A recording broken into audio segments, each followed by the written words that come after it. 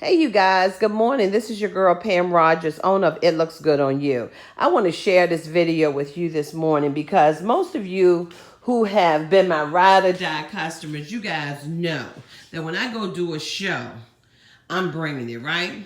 Well, I have packed out my product and I'm out in my garage and I'm about to pack my car.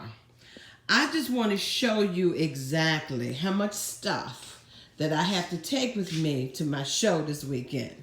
This weekend, I will be at the Richmond Convention Center for the Deltas Founders Weekend. Chesterfield County Deltas are hosting it, and I want to thank them for allowing me to participate once again.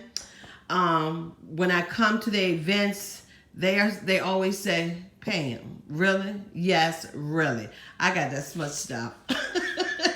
But guess what, guys? This is the life. This is what I go through. So I just thought you guys would get a chuckle on how much stuff this is. But nevertheless, I enjoy what I do. So I just want to give you a highlight on how this go.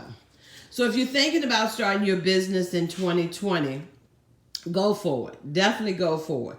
But be ready to put in the effort because it requires a lot of effort in vending. It really does.